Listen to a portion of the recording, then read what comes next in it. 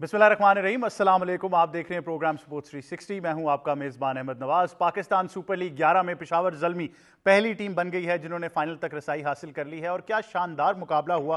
पहले क्वालिफायर में इस्लामाबाद यूनाइटेड को उन्होंने शिकस्त दी। और मैं ये ज़रूर कहना चाहूँगा कि पेशावर ज़ल्मी की जो परफॉर्मेंस रही है थ्रू आउट द टूर्नामेंट, उस पर हम बात ज़रूर करते रहे हैं, लेकिन कल जिस मोड में वो नज़र आए वो एक बहुत ही कैलकुलेटेड किस्म की स्ट्रैटेजी थी। और काफ़ी लोग ये समझना चाहेंगे कि आप अगर टॉस का एडवांटेज भी लूज कर दें, अगर आप इस्लामाबाद यूनाइटेड हैं। और मैं हमेशा, देखें, ये मेरा जाती ओपिनियन है, I am always a fan of batting first, खास तौर पर एक ऐसी गेम में, क्योंकि चेस में आपको मोमेंटम चाहिए होता है। अगर आप 10 की एवरेज से भी खेल रहे हैं, एक दो विकेट्स गिरी और बॉलिंग साइड को 2 ओवर अच्छे चाहिए, आपको तो थ्रू आउट 10 की रन रेट से खेलना है। तो आई थिंक कि थोड़ा सा इस्लामाबाद यूनाइटेड भी मिस कैलकुलेट कर गया। शायद वो पहले बारी करते, अगर वो 170-80 भी करने में कामयाब रहते तो कुछ विकेट्स लेकर वो कुछ मेरे ख्याल से थोड़ी सी परेशानी में डाल सकते थे पेशावर ज़ल्मी को।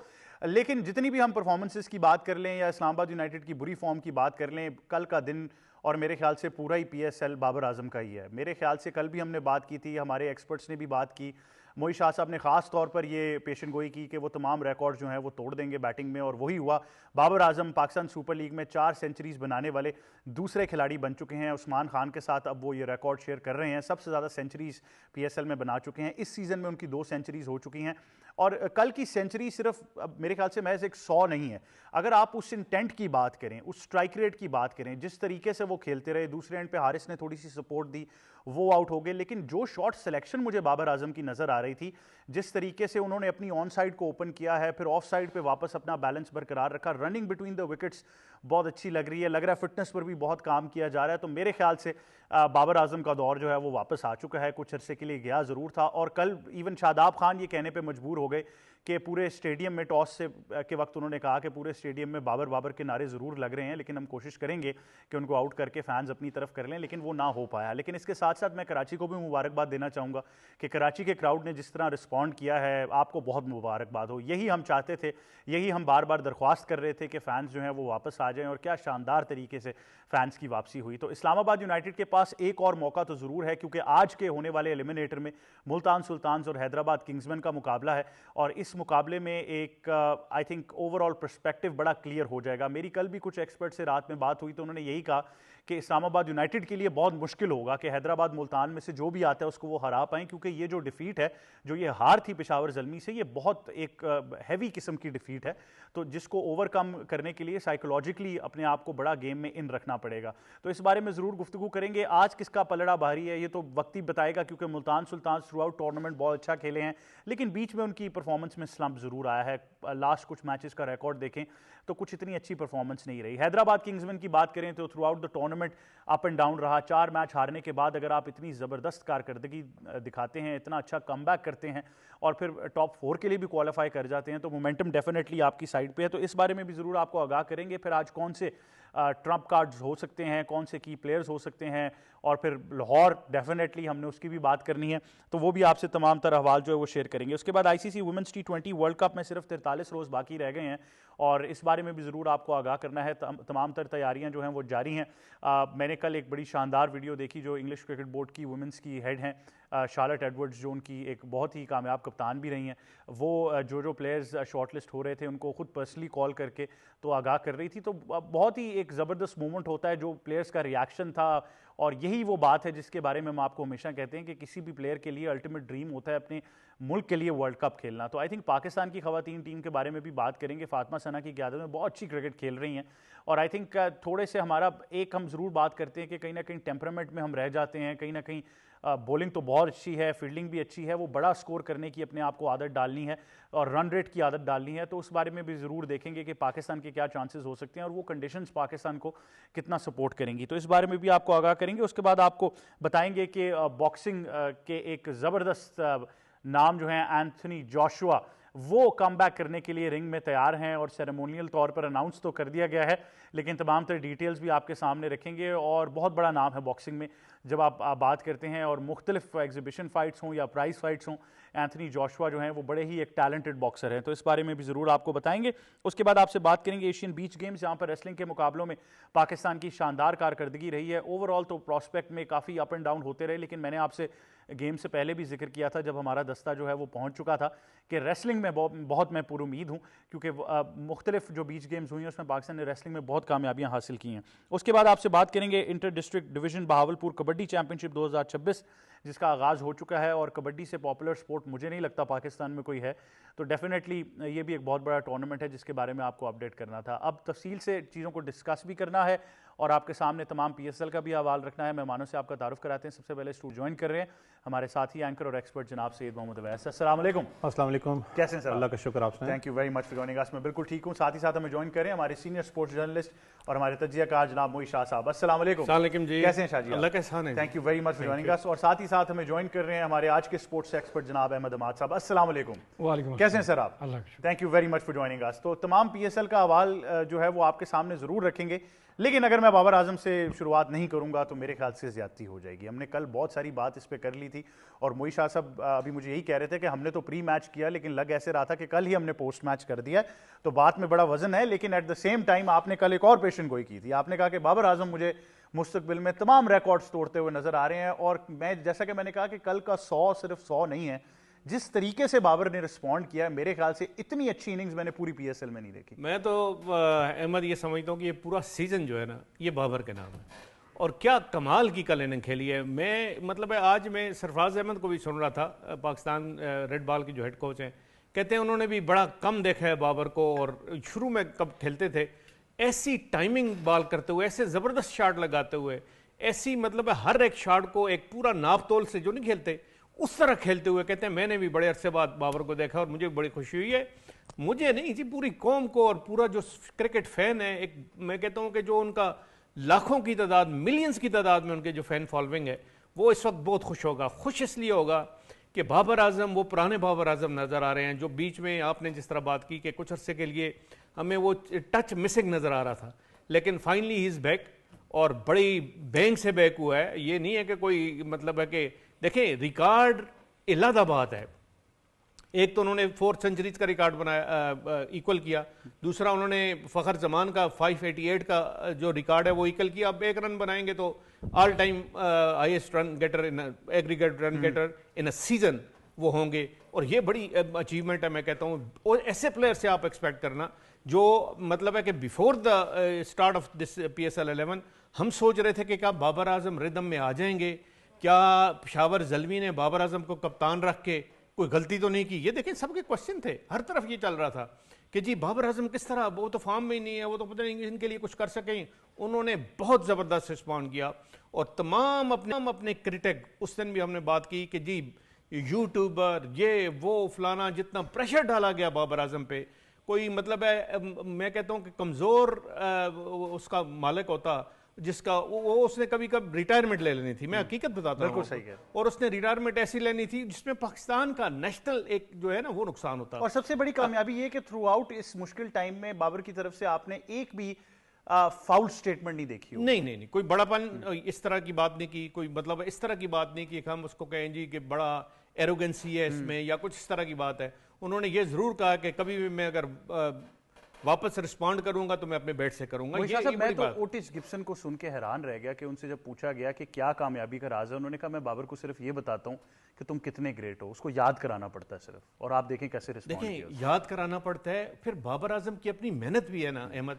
आप जिस तरह आपने बात की फिटनेस पे मेहनत की होगी, उन्होंने अपनी टेक्निक के जो 1-2 फ्लॉज हैं वो एक्सपर्ट से बात करके उसको कवर अप किया होगा, उससे मतलब ओवरकम हुए होंगे, और उसको मेहनत करके, जब आप मेहनत करते हो ना और आप समझते हो कि मेरे में ये फ्ला है, एक आप अपनी कमजोरी को एडमिट करते हो, फिर उस पर मेहनत करते हो, तो वो अल्लाह ताला की एहसान होता है, वो दूर कर देता है। तो एग्जैक्टली ये बाबर के साथ हुआ, क्या जबरदस्त इनिंग खेली मैं कहता हूँ। और बिल्कुल आपने जिस तरह कहा कि कराची के फैंस को दाद देनी चाहिए, और बिल्कुल दाद देनी चाहिए, क्योंकि देखिए ये कोई 8-10 आवर्स में ही सारा स्टेडियम इतने ज्यादा लोग आए हैं। अगर यही आप समझें कि 4-5 दिन पहले पता लग जाता तो फिर तो मेरे ख्याल बिल्कुल गुंजाइश नहीं होती। और अभी आप देखेंगे लाहौर में अगले 3 मैचेस में किस तरह का क्राउड होगा, कितने लोग आएंगे, किस तरह मतलब है कि क्रिकेट को, पीएसएल को, अपने स्टार्स को किस तरह बैक किया जाएगा। लेकिन क्या ज़बरदस्त मैच था। और थोड़ा सा ये बात एक और करता चलूँ, अगर इजाज़त दें आप, कि वो टॉस वाली बात जो आपने की है ना, वो एग्जैक्टली मैं टॉस में मैच हार गया इस्लामाबाद, मैच हार गया। कभी भी देखें, जब आप ये समझते हैं कि ये ट्रैक जो है इस फुल ऑफ रन्स, तो भाई कोई अक्ल का अंधा ही होता है कि दूसरी टीम को खिला दे वहां पे। मुझे तो ये समझ नहीं आई। जब वो स्ट्रोक लगनी शुरू हुई, जब मैंने देखा कि इसमें विकेट में कुछ नहीं है, मैंने कहा लो जी ये तो गया। और बहुत बड़े मार्जिन से मैं समझता हूँ कि पेशावर जो है वो जीत गया। बहुत कम चांसेस हैं, अगर बहुत ज्यादा कोई ग्रास है, कोई मतलब है कि आप ये समझो ओवरकास्ट कंडीशन है, कोई इस तरह की बात है, तो आप दूसरी टीम को खिला सकते हो ऐसे मैच में, वरना तो कोई चांस ही नहीं आपको। आप मतलब आप खुद जानबूझ के मैच आ रहे हो, और वो भी वो साइड को पता है कि वो टूर्नामेंट में it was a test, it was a test of management, it was a test of captain and strategy. ये सब फेल हो गए कल इस्लामाबाद यूनाइटेड के, और बुरी तरह फेल हुए। और मेरे ख्याल से इतने क्रंच मैच में 180-90 चेस करना मुश्किल होता है, तो हम तो फिर 222 रन की बात कर रहे हैं, जो कि बहुत ही बड़े थे। मैं अवैस और अहमद साहब का किराया ले रहा हूँ, फिर आपसे एक और बड़ी मजेदार बात आज मैं पूछूंगा। आज मैंने बड़ी एक और इंटरेस्टिंग चीज नोट किया। सैयद मोहम्मद अवैस, टॉस के ऊपर तो मैच का काफी फैसला हो चुका था, लेकिन you have to be a next level batting side अगर आप अपने आप को इतने बड़े मैच में ये बैक कर रहे हैं। और आपने भी पहले बात की कि वन डायमेंशनल क्रिकेट खेलते आ रहे हैं, चलते हैं बहुत अच्छा चलते हैं, नहीं चलते तो बैटिंग को इतनी खास नहीं रही। कल भी शायद जब चेस शुरू हुआ तो 4 ओवरों में जब 50-60 रन नजर आए तो लगता था कि हाँ बिल्कुल, लेकिन जैसा कि मैंने कहा बॉलिंग साइड को सिर्फ 1-2 ओवर अच्छे चाहिए होते हैं, और वही हुआ जब कॉनवे की विकेट गिरी, साथ ही समीर मिन्हाज की गिरी, तो गेम शायद खत्म हो गई थी वहाँ पे। यार मैं कल खुद भी हैरान था जब उन्होंने टॉस जीत के पहले उनको बैटिंग की दावत दी। लेकिन अगर इस ट्रैक रिकॉर्ड की बात करूं पीएसएल को, के रिकॉर्ड्स या जो भी मामलात होते हैं वो टूटते हैं, लेकिन रिकॉर्ड ये कहता था, रिकॉर्ड बुक्स की बात कर रहा हूँ, कि Peshawar Zalmi as compared to Islamabad United chasing के अंदर इस टूर्नामेंट में इतनी खास नहीं रही। इस्लामाबाद में 1-2 मैचेस बड़े अच्छे जाके आपको पता चेज में जीते हैं। शायद मेरे जहन में था कि वो चीज़ इनके दिमाग में आ रही हो, लेकिन जब इतना बड़ा मैच हो तो आप हमेशा देखते हो कि आपका स्ट्रॉन्ग पॉइंट क्या है। इनकी batting as compared to bowling unit, थोड़ा सा बॉलिंग इनको ज़्यादा superior as compared to bowling Islamabad की बात करूँ, क्योंकि आपको वन डायमेंशनल किस्म की आपको बैटिंग नजर आती है। कल भी अगर आप देखें तो ओपनिंग डिपार्टमेंट के अंदर समीर मिन्हाज की बात कर लें, उसने थोड़ा बहुत कोशिश की कि मैच को, पावर प्ले अच्छा लग गया था उनका खुरम शहजाद के खिलाफ, तो मुझे लगा कि थोड़ा बहुत एक मोमेंटम बन जाएगा। लेकिन जब आपने जेन में रखना हो 11-12 रन पर ओवर चलना है, आपने इसी को आपने कंप्लीट करना है ना। इनके पास एज सच मिडल ऑर्डर में कोई प्लेयर मौजूद नहीं है। चैपमैन पे बहुत ज्यादा रिलाय करते हैं, लेकिन कल चैपमैन भी आपको स्ट्रगलिंग फेज के ऊपर है, कंटिन्यूसली परफॉर्म करते हैं। और बहुत बड़ा गैम्बल किया कल पेशावर ने अली रजा को ना खिला के। मेरे ख्याल से अगर मैं साइड देखता कि अली रजा नहीं खेल रहे तो मैं वैसे ही पहले बैटिंग कर लेता इसको। मेरे खुद था पहले, मैंने कहा शायद अली रजा होंगे, लेकिन खुरम शहजाद को शायद इसलिए भी खिलाया क्योंकि उनको अच्छा एक निप भी मिलता है। आपको पता है बॉल थोड़ी सी उनकी आउट स्विंग के अंदर उनको ज्यादा एक फोकियत है। अली रजा आई डोंट नो कि कोई स्टेटमेंट तो आज सच उनकी तरफ से आया नहीं कि अपना इंजर्ड हैं, क्या मामला हैं। अभी अब शाजी से बात कर रहे थे गिब्सन की, जिस वक्त ये चल रहा था अपना ड्राफ्ट वाला मामला, जब ऑक्शन के अंदर तब्दील हुआ तो तब मैंने गिब्सन से क्योंकि मुलाकात हुई थी, तो उस वक्त मिसबा भाई वगैरह, मिसबा गिब्सन, फिर एक बंदे का नाम लूंगा, नहीं लेना चाहिए यार, उनको क्रेडिट जाता है, उन्होंने बहुत अच्छे तरीके से चलाया। अजहर भाई की बात करूं और उसके बाद आप बात कर लें हाजी अकरम की, इन चारों बंदों की। इनकी आपस में ये बात हुई थी कि जब बाबर वर्ल्ड कप खेल रहे थे कि कौन सी पोजीशन तुम्हें बेहतर लगती है कि हम आपको उस पोजीशन के अंदर खिलाना चाहिए, जो पोजीशन पाकिस्तान टीम खेल रही है क्या आपने उसी पोजीशन पे कैरी ऑन करना है। उन्होंने एक बड़ी अच्छी बात की थी कि नहीं, मैंने ओपन ही करना है। आपको याद हो तनकीद भी हुई थी जब वर्ल्ड कप से बाद में आए थे कि ये क्या, वहाँ मिडिल में खेलते रहे, यहाँ पर आप ओपन करते गए हो। लेकिन जो आप वाली बात बिल्कुल ठीक है कि पहले ही ये तय हो चुका हुआ था कि आपने अपनी नेचुरल गेम खेलनी है। टीम को ये क्लियर किया गया था, अजहर भाई भी जो बता रहे थे कि टीम को क्लियर ये किया गया था कि बाबर ने नहीं घूमना, आपने इर्द गिर्द घूमना है बाबर आजम के। वो पाकिस्तान की डिपेंडेंसी है, उसको तोड़ के आपने जो बिग बैश के अंदर आपको याद हो जैसे वो टीम खेलती हुई आई है, इससे पिछली पेशावर ज़ल्मी खेलती हुई आई है, आपने वो करना है। कल भी उन्होंने बड़ा एक अच्छा प्लान दिया, आपको याद हो, उन्होंने कहा साहिबजादा फरहान और बाबर आजम का स्ट्राइक रेट का कोई फर्क नहीं है, 5-6 रन का अपना 5-6 आप कर सकते हो, उसका फर्क है। मसला ये था कि पाकिस्तान टीम इर्द गिर्द घूमती है बाबर आजम के कि वो परफॉर्म करेंगे तो आगे हम उस चीज़ को लेके चलेंगे। ओपनिंग डिपार्टमेंट आज भी आप लोगों का सेट नजर आता है बाबर की शक्ल में। साइम आपको पता है परफॉर्म नहीं कर रहे, साहिबजादा हैं या दूसरे लड़के अब्दुल समद वगैरह हैं जिनको आपने रखना है, उनको अपनी गेम को बढ़ाना है।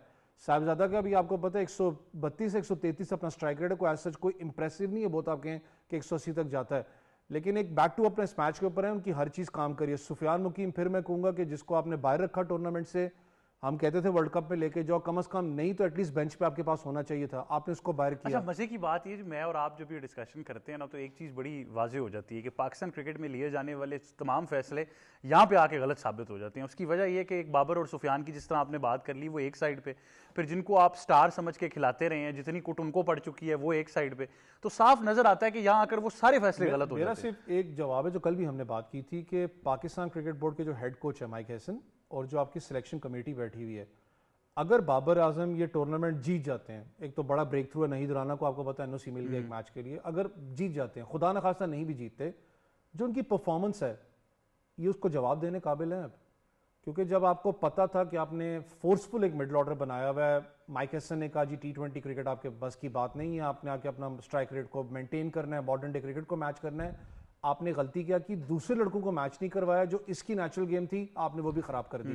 तो ये बड़ा मैं कहता हूँ अब जो ना प्रेशर लाजमी आएगा, प्रेशर इनके ऊपर कि करना क्या, क्योंकि अब तो T20 वर्ल्ड कप दूर है, तो एटलीस्ट वनडे वर्ल्ड कप की अब ज्यादा तैयारी कर रहे हैं।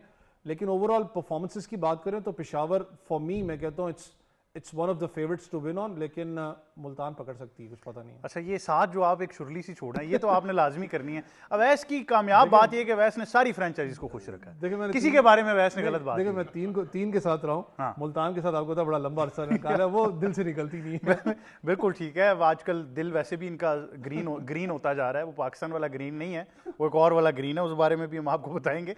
अहमद भाई, कल की ओवरऑल परफॉर्मेंस के बारे में क्या कहना चाहेंगे, और ख़ास तौर पर जिस तरह मैंने कहा कि आपके ख्याल में क्या वजह है? मैं तो यही कहूँगा कि बाबर को तो ओटिस गिब्सन के नाम की माला जो है वो निकाल लेनी चाहिए, क्योंकि यही हम बार बार बात करते रहे कि यहाँ पर हम इतनी बातें करते हैं, हम मुझे लगता है बाज़ औक़ात हम एलियन बातें करते हैं कि डेटा को कर लो, ऐसे कर लो, बाबर का सक्सेस रेट नहीं है, स्ट्राइक रेट के पीछे हम पड़ गए, जबकि at the end of the day success कहाँ से आई कि वापस सिंपल टेक्स्ट बुक क्रिकेट उनको खिलाई गई।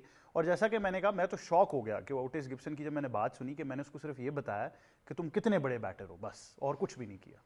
बिल्कुल सही कह रहे हैं। देखें, यहाँ पे कोच का रोल भी आ जाता है कि कोच का ब्रेन है कि नहीं है। अब माइक हैसन की बात की, एक ऐसा प्लेयर जब इंटरनेशनल लेवल पे आ गया, यहाँ पे आप आकर उसको कहेंगे आप अपनी टेक्निक या अपना प्ले ऑफ स्टाइल जो है उसको चेंज कर लें, तो वो पॉसिबल नहीं है। तो आपको देखिए, जो मुझे प्लेयर्स दिए गए हैं, जो रिसोर्सेज दी गए हैं, उसका मैं मैक्सिमम क्या बेनिफिट, किस तरह उससे परफॉर्मेंस ले सकते हो। जो उसकी स्ट्रेंथ है ऑब्वियसली वो उसी पे डिलीवर करेगा, लेकिन मैं उसको अगर चाहूँ कि मैं मोल्ड कर दूँ 360 डिग्री, बाबर आजम से कहूँ कि वो साहिबजादा फरहान या मोहम्मद हारिस बन जाए, जो कि वो नहीं बना हुआ, कभी भी नहीं बना, तो ये ज़्यादती पाकिस्तान क्रिकेट के साथ और उस प्लेयर के साथ भी। और जब उसको कॉन्फिडेंस दिया ओटिस गिब्सन ने, जैसा आपने कहा, उसने क्रिस गेल का हवाला दिया, बाबर आजम का कहा दूसरी दफ़ा, तो फिर उसने कहा कि अपने अंदर रहते हुए तुम जो कर सकते हो वो करके दिखाओ।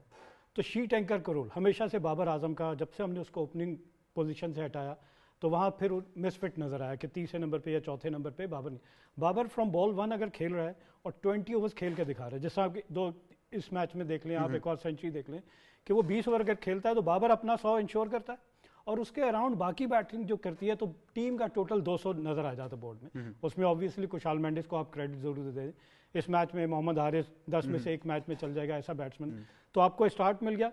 लेकिन बाबर ने ग्रेजुअली किस तरह बिल्ड की अपनी इनिंग, फर्स्ट 50 आप देखें तो 38 बॉल्स पे आप कहेंगे अच्छा चलो ठीक है, कोई इतना ना स्लो है ना तेज है, लेकिन जो गेयर चेंज किया उसने, जब उसके पास कहते हैं ना लाइसेंस टू किल, आपके पास अब है विकेट्स इन हैंड और कम नंबर ऑफ ओवर्स हैं और 7 विकेटें पड़ी हैं, तो अगली 50 उसने 19 गेंदों पे की, तो 12 चौके 4 छक्के, उसने सब कुछ करके दिखा दिया, और सब प्रॉपर शॉट्स, कहीं स्लॉगिंग नहीं लगी आपको। क्रिकेट आपको नजर आई ना, तो यही खूबसूरती है कि एक अच्छा टेक्निकली साउंड बैट्समैन खेल रहा हो तो वो आप एंजॉय करेंगे। देखने वाले वो देखने वाले जो क्रिकेट को समझते हैं, वो देखने वाले नहीं जो स्लॉग देखने जाते हैं स्टेडियम।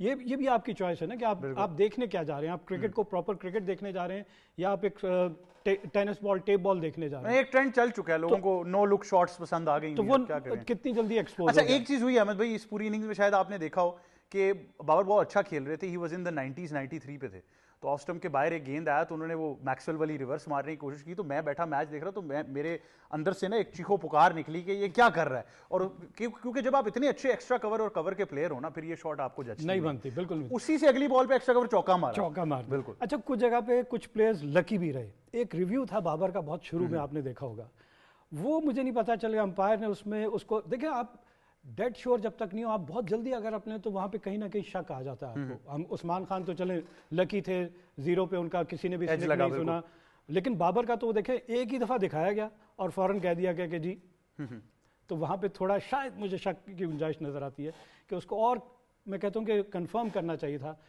आप फेयर मैच हो, कुछ सोशल मीडिया पे खैर हर किस्म की चीज़ आती है, वो कहती है मैच अगर जीतना है तो इसी तरह जीत दें, इसको फेवर कर रहे हैं, वो कर रहे हैं, लेकिन बड़ा प्लेयर नो डाउट मैं कहूँगा बाबर आजम। लेकिन एक अगर धमाकेदार स्टेटमेंट आ जाए बाबर आजम की तरफ से, वो क्या कि मैं T20 क्रिकेट से रिटायरमेंट का ऐलान कर रहा हूँ। क्यों कि मैंने अपनी क्रिटिक्स को सबको जवाब दे दिया है। मेरा फोकस है पाकिस्तान की बेहतरी के लिए कि मैं अब वनडे और टेस्ट मैच खेलूंगा। आप यंगस्टर को खिलाएं, मैंने सबको गलत प्रूफ कर दिया, जो मेरे सारे बात कर रहे थे मैंने सबको गलत प्रूफ कर दिया। पाकिस्तान की betterment of Pakistan cricket and for Babar Azam as well, Babar Azam अब टेस्ट और वनडे में, ताकि अल्टीमेट जो है ना क्रिकेट की। अच्छा, ये स्टेटमेंट आपने बहुत हैवी दे दी है। अब ये पोल्स अपार्ट मैं बताता हूँ आपको क्यों हो गया। सर्कमस्टांसेस, बातें कप्तानी की चल रही हैं, अनफॉर्चुनेट है बट रियलिटी ये है कि बातें कप्तानी की चल रही हैं। और मैं हमेशा से, मैं हर शो में मेरे ख्याल से मैं इतनी दफ़ा कह चुका हूँ, शायद मेरी टीम भी तंग आ गई होगी प्रोडक्शन की, क्या तो मेरे लिए विजुअल ऑप्टिक्स ज़रूरी हैं। और मेरे लिए कल का सबसे बड़ा विजुअल ऑप्टिक ये था, और बाबर आजम की थ्रू आउट परफॉर्मेंस की, कि डग आउट में बैठे मिसबाह उल हक बहुत मुतमईन नजर आ रहे हैं। इसका मतलब है, और मिसबाह उल हक ये वही मिसबाह उल हक हैं जो पाकिस्तान की सिलेक्शन कमेटी में भी हैं। और अगर आप उन सारी सिलेक्शन कमेटी के नाम देखें तो मेरे ख्याल से मिसबाह का बहुत असर है पाकिस्तान क्रिकेट की सिलेक्शन पे इस वक्त, क्योंकि अब वो ज्वाइन कर चुके हैं। तो आई थिंक ये भी पाकिस्तान क्रिकेट के लिए एक अच्छी बात हो। लेकिन ये भी बताएं, क्या माइक हेसन से कोई पूछेगा जिसने बाबर का बैटिंग स्टाइल चेंज करना? मैं तो कल ये पूछ रहा था, पहले पता तो लगाए हैं किधर पाकिस्तान की क्रिकेट को कितना बड़ा लॉस। कुछ चाय पानी पूछे उनको, को पता चले कि क्या चल रहा है उनके साथ भी। ये भी बड़ी अहम बात है। मोई साहब, वो जो मजेदार बात मैंने आपसे पूछनी है ना, वो मैंने आपसे सवाल पूछा था, अगर आपको याद हो, कि पाकिस्तान की तारीख में बड़े बड़े सुपरस्टार गुजरे हैं, तो आपने कल उसका कल एक जवाब दिया आपने मुझे। अब कल एक और चीज देखने को मिली, कल 2 से 3 बार ऐसे हुआ, और जो कि स्पोर्ट्स की दुनिया में बड़ा, फुटबॉल में तो बड़ा ही होता है, कि तमाशाई जो हैं वो ग्राउंड के अंदर आ गए, उन्होंने सिक्योरिटी को अबूर किया, छलांग मारी और वो भागते हुए ग्राउंड में आ गए। और वो 2 से 3 जो इंडिविजुअल थे, उनके आने का मकसद सिर्फ एक ही था कि वो बाबर आजम तक पहुंचना चाहते थे। बात यह कि आप पिछली कुछ 8-10 साल उठाकर देख लें पाकिस्तान क्रिकेट के, सिर्फ पाकिस्तान क्रिकेट की बात करें, तो कौन सा ऐसा सुपरस्टार है जिसके लिए तमाशाई इतने क्रेजी होंगे कि वो ग्राउंड फैलांग कर अंदर आ जाए। दूसरी बात, अगर आप इंटरनेशनली भी देखें, इंटरनेशनली अगर मैं देखूं तो शायद लोगों को ये स्टेटमेंट ना पसंद आए, लेकिन सिर्फ एक विराट कोहली इतने बड़े सुपरस्टार मुझे नजर आते हैं जिनके लिए लोग ऐसी हरकत करते हैं। उसके अलावा इंटरनेशनल क्रिकेट में इतना कोई बड़ा सुपरस्टार नहीं था कि जिसके लिए फैंस इतने बेताब हो जाएं कि वो सिक्योरिटी की भी सारी जो लेयर्स हैं उनको पार करके ग्राउंड में आ जाए। देखें जी, ये हकीकत है कि जब पाकिस्तान क्रिकेट का नाम आता है, और रिसेंटली आया है, तो बाबर आजम का नाम साथ जुड़ा हुआ है, इसमें कोई दो राय नहीं है। कोई कहता है तो गलत कहता है, कोई क्रिटिक, कोई एक्सपर्ट, कोई इस तरह की बात करता है कि जी बाबर आजम पाकिस्तान क्रिकेट में उनका कोई इतना ज़्यादा वो गहरा असर नहीं है या ताल्लुक नहीं है। मैं कहता हूँ बड़ा ये इमेच्योर किस्म की स्टेटमेंट होगी, इसमें कोई रियलिटी नहीं होगी। बाबर आजम ने फ़ैन को ना सिर्फ क्रिकेट के साथ जोड़े रखा है, बल्कि मैं कहता हूं कि पाकिस्तान क्रिकेट को पॉपुलराइज करने में उनका एक बहुत बड़ा रोल है, बाबर आजम का बहुत बड़ा रोल है। फिर उस वक्त ज़्यादा मज़ा आता है जब बाबर आजम साथ परफॉर्म भी कर रहे होते हैं। देखें, उनका बैट पैच आया, जो उनके फैन फॉलोइंग थी, जो कोर फैन फॉलोइंग जिसको आप कहते हैं, उन्होंने उनका साथ नहीं छोड़ा। आप देखें, वो कहते रहे कि बाबर आजम खेलेगा, बाबर आजम वापस आएगा, बाबर आजम की क्रिकेट बहुत पड़ी है, अभी उसने आपको प्रूव करके दिखाना है। और ये पीएसएल में, मैं दोबारा कहता हूं कि ये पीएसएल कोई ऑर्डिनरी पीएसएल नहीं थी। मतलब बड़े अच्छे अटैक, बड़े अच्छे बॉलर यहाँ आपको नजर आते हैं, स्पिन बॉलर हो, फास्ट बॉलर हो, ऑलराउंडर हो, और in company of very potent and good batting surroundings, सबके पास बड़े बड़े अच्छे बहुत कंपैरेटिव, बिल्कुल। स्मिथ है, सबजादा फरहान है, सबजादा फरहान वर्ल्ड कप का आपको पता है यस रन गेटर है। ये आप मतलब है कोई इसको इजी लीग आप ना लें, या इसको हाईली कंपेटिटिव लीग में समझता हूं, उसके अंदर आपको इतना आउटस्टैंडिंग परफॉर्मेंस करना, इसका मतलब है यू आर समथिंग। और आपने अपने आप को प्रूव किया कि आप इस काबिल हैं कि आप पाकिस्तान क्रिकेट को लेके चल सकते हैं। दोबारा मैं कहता हूं कि पाकिस्तान क्रिकेट के साथ बाबर का नाम जुड़ा हुआ है, खासकर इन रिसेंट पास्ट और अभी तक। और जो कल मैं कहता हूँ वो एक शॉट लगाते थे, ग्लीसन को उन्होंने मारा, एक पता नहीं छक्का मारा क्या, और क्राउड उस तरह उठ गया जिस तरह वो बॉल के साथ उठता था। आप उनकी वो मैं कहता हूँ उनका जो उनका फेस देखते हैं ना, तो उन किस तरह बाबर के साथ वो चल रहे थे। और एक ही आवाज गूंज रही थी, एक ही आवाज गूंज रही थी। वो आपने कहा ब्रिज की, सिक्योरिटी ब्रिज की आए, मैं कहता हूं कि अगर आप अलाउ कर दें तो सारा ग्राउंड शायद फील्ड पे आ जाए। तो वो बाबर का एक मैं कहता हूं कि इम्पैक्ट जो है पाकिस्तान क्रिकेट में, आप उसको डिनाई कर ही नहीं अच्छा, मुझे सकते। बतौर स्पोर्ट्स जर्नलिस्ट आपने भी, मेरे ख्याल से बीइंग अ जर्नलिस्ट आपका एक पार्ट तो होता है कि आपने क्रिटिक भी होना, आप क्रिटिकल एनालिसिस भी करते हैं। आपने भी बड़े लोगों के बारे में क्रिटिकली लिखा होगा, और मैं ये बात इसलिए भी कर रहा हूँ क्योंकि मुझे बड़ा अफसोस होता है कि बहैसियत कौम और बहैसियत, जिस तरह आपने कहा ना, कुछ यूट्यूबर्स और कुछ सो कॉल्ड जर्नलिस्ट, और मैं बड़ा मोहतात रहता हूँ ये बातें करते हुए, लेकिन मैं कल की इनिंग्स के बाद जब मैंने बाबर की शक्ल देखी ना, तो उसके बाद मैं ये सोचने पे मजबूर हो गया कि बहैसियत कौम हमने कितनी ज्यादती की कि हमने यहाँ तक बातें कर दी कि इनके वालिद साहब इनसे बात नहीं कर रहे, कि ये कमरे में जाके बंद हो गए हैं। कुछ लोगों ने उनकी जो है वो पर्सनल लाइफ के बारे में कमेंट करना शुरू कर दिया कि जी वो शादी नहीं हुई है। मतलब हमने इतनी ज्यादती की है कि मेरे ख्याल से वो जितने लोग बैठे हैं ना, और उसमें कुछ साबिक क्रिकेटर्स भी हैं, अगर उनको इस वक्त मेरे ख्याल से आइडेंटिफाई ना किया गया तो वो मेरे ख्याल से इस कौम के साथ बड़ी ज्यादती होगी, क्योंकि कल किसी और यंग प्लेयर के साथ ये सारी देखें अहमद, इसलिए मैं कहता हूं कि जो जर्नलिस्ट होता है ना, प्योर जर्नलिस्ट, वो होता है जिसने एक मतलब स्टेप बाय स्टेप उस प्रोफेशन में रहा हो, सीखा हो, बड़ा उसने मार खाई हो। हर प्रोफेशन में देखिए, मैं नहीं कहता, हर प्रोफेशन में, जो भी प्रोफेशन आप उठा के देख लें, आप एंकर हैं, आप एक्सपर्ट हैं, आप जर्नलिस्ट हैं, आप क्रिटिक हैं, जब तक आपने सीखा नहीं है, आपने मार नहीं खाई, आपने उसके लिए एफर्ट नहीं की, इसका मतलब फिर आपने बोंगियां मारनी है। और ये सारे जो आप यूट्यूबर की बात कर रहे हैं, हम नाम किसी का नहीं ले रहे। देखिए, हम नाम किसी का नहीं ले रहे, खुद लोग समझते हैं, लोग फॉलो करते हैं, देखते हैं। ये सब वो लोग हैं जिनका बेस कोई नहीं है, जिन्होंने कभी जर्नलिज्म सीखी नहीं है, कभी एफर्ट नहीं की है, कभी देखा नहीं है कि किस तरह प्लेयर बनता है, कितनी मेहनत करता है, क्या क्या पापड़ बेलता है, वो कहाँ मतलब है क्लब क्रिकेट से निकलता है, क्लब क्रिकेट से निकल के वो या जूनियर लेवल पे एज क्रिकेट में चला जाता है, वहाँ से स्टेप बाय स्टेप अंडर 13 खेलता है, अंडर 16 खेलता है, अंडर 19 खेलता है। उसके पेरेंट्स को क्या क्या मुसीबतें झेलनी पड़ती हैं, क्या क्या सेक्रीफाइसेस करनी पड़ती हैं।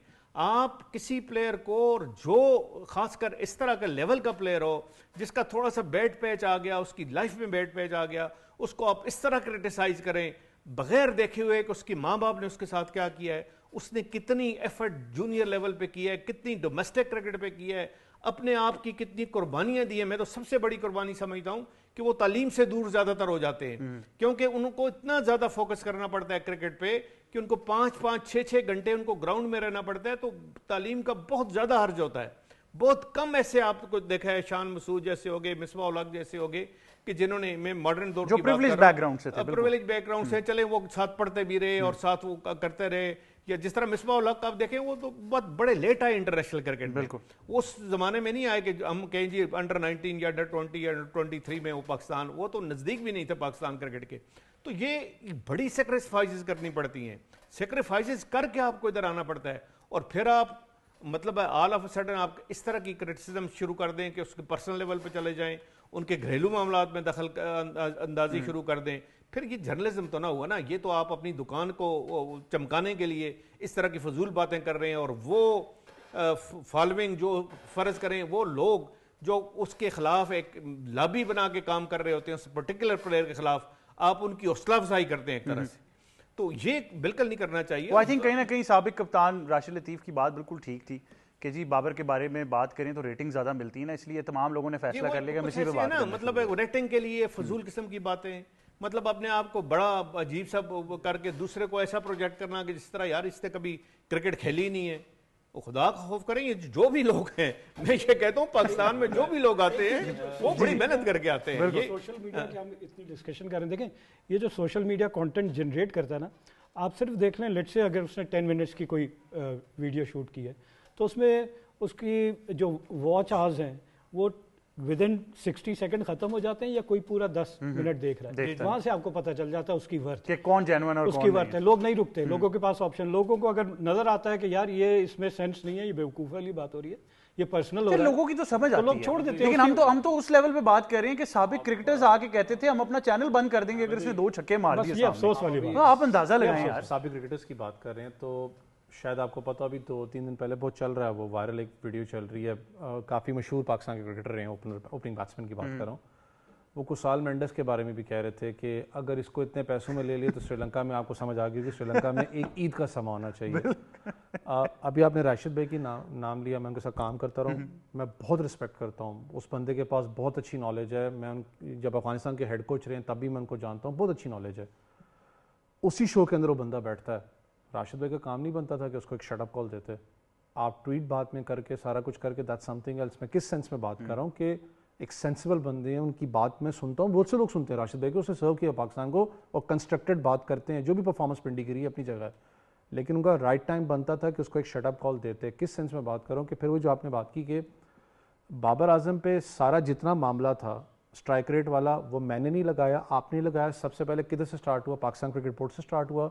स्टार्ट क्यों हुआ कि कुछ सो कॉल जो लोग थे जो बैठे हुए न्यूज़ चैनल्स पे, बेशक वो पाकिस्तान के एक्स क्रिकेटर्स हों, रिस्पेक्टेड हैं सब मेरे लिए, या कुछ यूट्यूबर्स जिनके ज़्यादा फॉलोअर्स हैं, जिन्होंने माजरत के साथ कसम खुदा की टेप बॉल का भी जाके रमज़ान का टूर्नामेंट नहीं खेला होगा।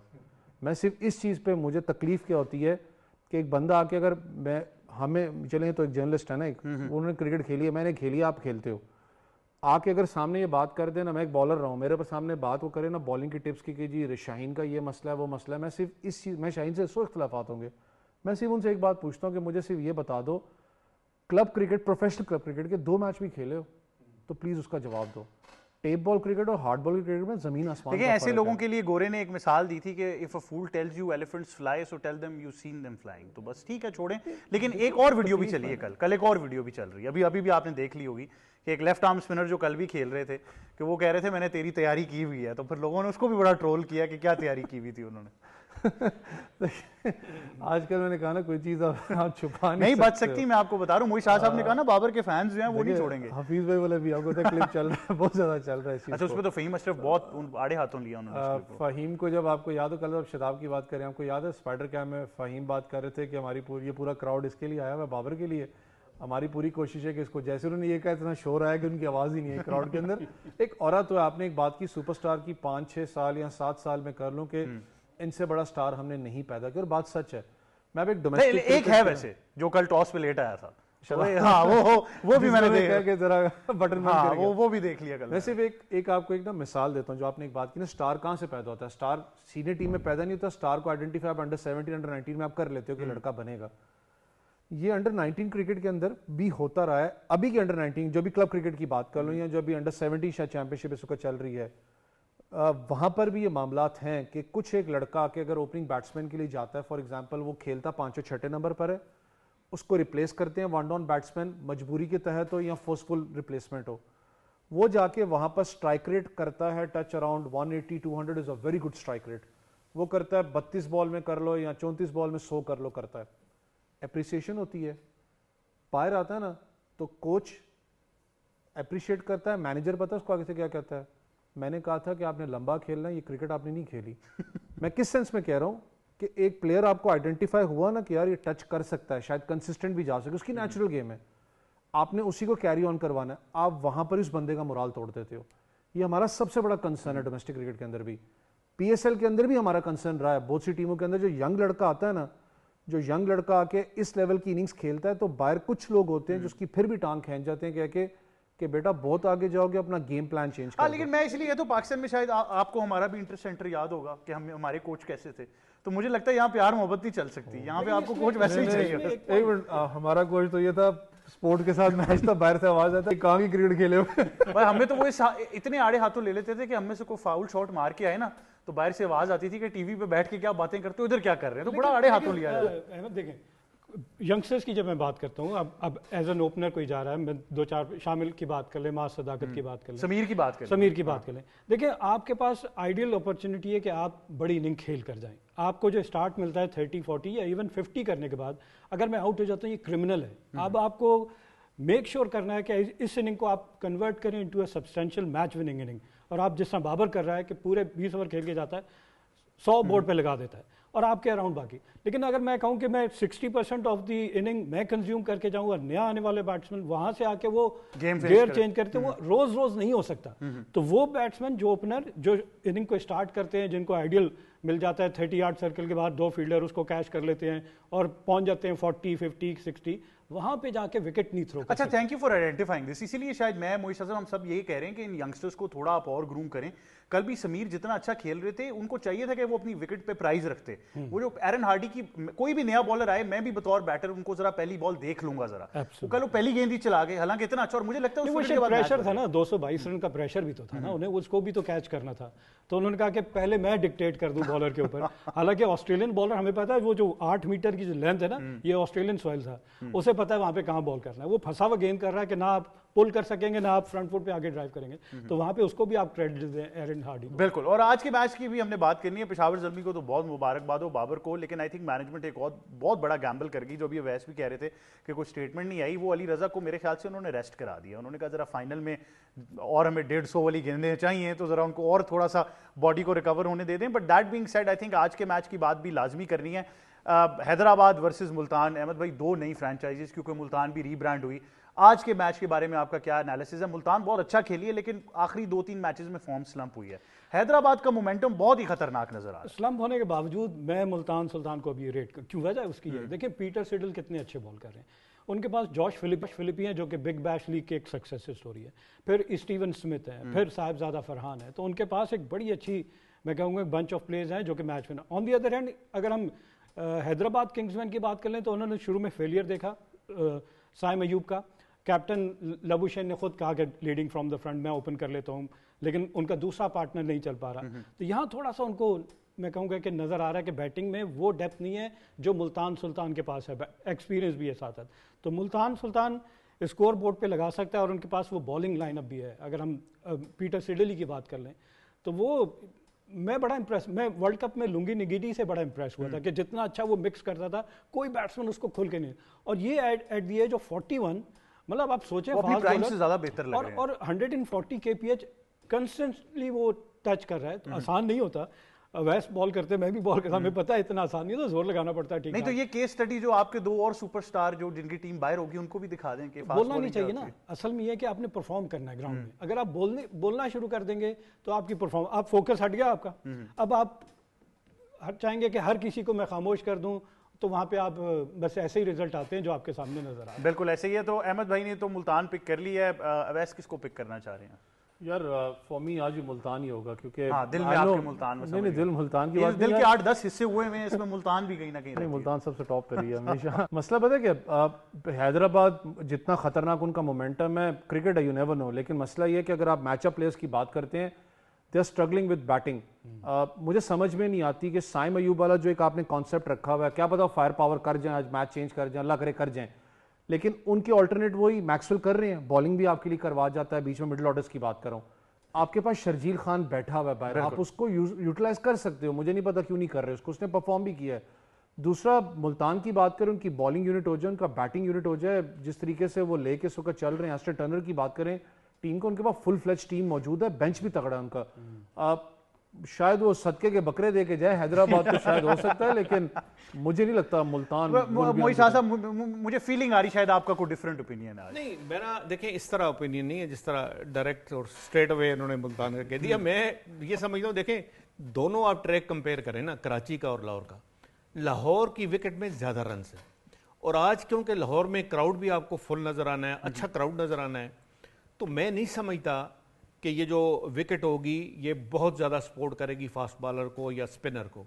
तो ये बैटिंग ट्रैक होगा, और जो टीम पहले खेलेगी, मैं आपको यही बता रहा हूँ, जो टीम पहले खेलेगी उसके चांसेस बहुत ज्यादा हो जाएंगे। टॉस पे आधा मैच, टॉस पे बहुत ज्यादा डिपेंड करता है, और ये वही सिनेरियो बन जाएगा कल वाला कि अगर आप पहले बैटिंग करते हो और 200 रन दोनों में एबिलिटी है, ये मैं नहीं कहता हूँ हैदराबाद में नहीं है, मैक्सवेल उनके पास है, आप खुद देखें। मैं तो ये कहूंगा मोइसा साहब, आज शायद मैक्सवेल का दिन, मुझे वही मैं कह रहा हूँ ना, आप ऐसे ऐसे प्लेयर हैं कि आप अगर उन्होंने पहले बैटिंग कर ली, उन्होंने 200 से ऊपर टांग दिया, तो मुल्तान हालांकि इतने जबरदस्त है, शान मसूद उनकी फॉर्म में है, फरहान सबजादा फरहान फॉर्म में है, स्मिथ फॉर्म में है, सिडल बड़े अच्छे बॉलिंग कर रहे हैं, सब कुछ है उनके पास, सारा कुछ है, लेकिन फिर स्ट्रगल शुरू हो जाती है। चेस करना, जिस तरह आपने अपने इंट्रो में कहा था कि चेस करना वो भी आपकी रिक्वायरमेंट है 10 रन एंड अबव, तो बड़ा मुश्किल हो जाता है।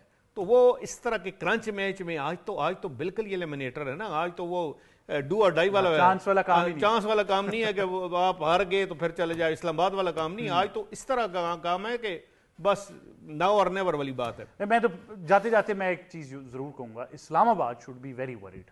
मुझे लग रहा है इस्लामाबाद आज जो भी टीम जीतती है, आपसे तो अब शाम को ही पूछना पड़ेगा टॉस के बाद, अभी तो नहीं आप बता रहे, लेकिन मेरे ख्याल से इस्लामाबाद के लिए आसान नहीं है अब। इस्लामाबाद के में बड़ा उसने वीकनेस शो की है जी बहुत ज़्यादा, खासकर बैटिंग में। मुझे उनकी बैटिंग में वो एबिलिटी नज़र नहीं आती कि वो बड़ी टीम को थ्रेट कर सके जिस तरह कर वो बिल्कुल ही मतलब है कि ऊपर से समीर बनास्का के पूरी टीम ही नीचे से निकल गई, ले नहीं रहा और वो उस तरह की मिडिल ऑर्डर बिल्कुल ही वीक है, बहुत ज़्यादा वीक है। लेकिन उनके साथ जो टैग है ना, expect the unexpected, the most, वो यू नेवर नो, ये पाकिस्तान के साथ भी है। Absolute। और हमने तो देख ही लिया हम किधर तो खड़े हैं। शादाब ने कहा कि मैं इसी ब्रांड ऑफ क्रिकेट को सपोर्ट करते हैं, वो ठीक है, करते रहे, बिल्कुल सही है। वो वैसे को इसलिए सपोर्ट करते हैं। मैं तो ये समझता हूँ कि वो लकी है यहाँ तक पहुंचा है। बिल्कुल, ये आपने बिल्कुल ठीक बात की है, उनको लेकिन पता साथ शोर मच रहा है T20 कप्तान का, तो ये हाँ, वो मैं तो कह रहा हूँ, मैं तो ऑनेस्टली आपको बताऊँ, मजाक नहीं कर रहा, ये हालांकि मैं कभी इस हक में नहीं होता कि आप फौरन फैसले तब्दील करें, वनडे का भी सोच लें, अभी वर्ल्ड कप में टाइम है, सोच लें, आपको बहुत मसाइल वहाँ पे पड़ सकते हैं।